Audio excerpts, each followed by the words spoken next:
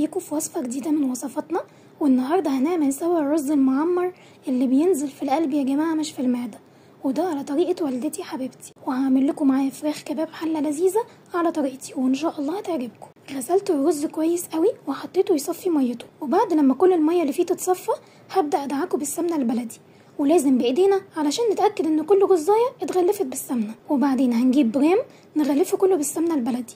وطبعا اللي بيعمل دايت ما يقلقش من كل الدسم ده وياخد اللي يناسب بس سعراته، ما عندناش حد هيتحرم من حاجه. وهنبدا نضيف السوائل. انا استخدمت كيس رز بحط عليه 9 كوب منهم 3 كواب ونص من اللبن، بس اللبن عجز معايا فحطيت 3 وشويه كده زي ما شفت. الرز لو عايزينه مفلفل ما تملوش البرام للاخر قوي سوائل، ولو بتحبوه طري وجميل كده زودوا سوائل لغايه لما توصل لاخر البرام. وعايزه اقول لكم ان لما بيتعمل ميكس بين ميه ولبن بيبقى طعمه رهيب. وهضيف معلقه ونص صغيره ملح ومعلقه فلفل اسود صغيره، واقلب وادوب واظبط الملح وارفعه على النار يغلي. انا حشيته بكبده فراخ وحطيت عليها بصله صغيره مدعوكه برشه ملح وفلفل وقلبتهم مع بعض. وبعدين هنجيب البرام بتاعنا ونبدا نرص نص كميه الرز ونحط الكبده. عايزين تقطعوها مكعبات او تسيبوها كامله براحتكم. وبعد كده هضيف باقي كميه الرز، وبكبشه هضيف السوائل بالراحه. وانا نسيت احط كوب فزودت زي ما انتم ملاحظين. وبعدين هجيب معلقه واغرسها بالراحه اخلي السوائل تدخل في الرز،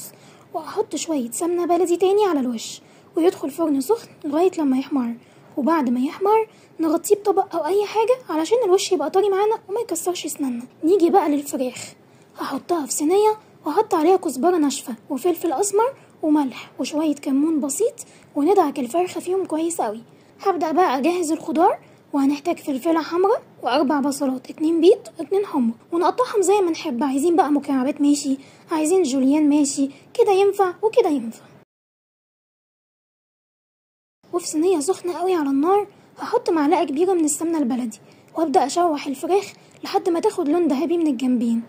وطبعا هتطرطش سمنه وهتتلسوها لو فيها سوائل، فلو بتعرفوا تتحكموا بالجوانتي الحراري تمام، لو مش بتعرفوا استخدموا فوطه زي ما انا عملت كده. ولان الفراخ بتاعتي ما كانش فيها سوائل فانا جاونه الحمد لله، بس الواحد لازم يعمل احتياطاته.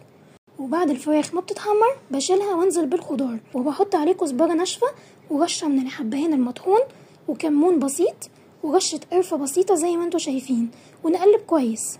وهحط معلقه كبيره من صوص الورشستر. هيجي حد يقولي مش عندي، هقول له حطوا صويا صوص. هيقولي برضو مش عندي، هقول لكم هاتوا مره كل اول شهر ازازه كبيره من الصوصات دي، هتنفعكم جدا وبتعيش وقت طويل لان مش كل يوم بنعمل بيها وصفات. ضفت معلقه كبيره كمان من العسل الابيض وقلبت كله. وبعدين ضفت الفراخ وحطيت ميه بتغلي غطيت بيها الصينيه كلها وسبتها ربع ساعه تغلي، وبعدين غطيتها بغطا. ولما نقصت السوائل للنص قلبت الفراخ خليت وشها ملاصق للصينيه علشان لما تتشرب تتشوي معايا وتاخد لون تحفه كده. صدقوني الطعم رهيب والصوص لذيذ جدا. ولو عايزين تزودوا صوص زودوا الخضار اكتر وحطوه على الكبده والرز ودوقوا احلى طعم. وبالهنا والشفا.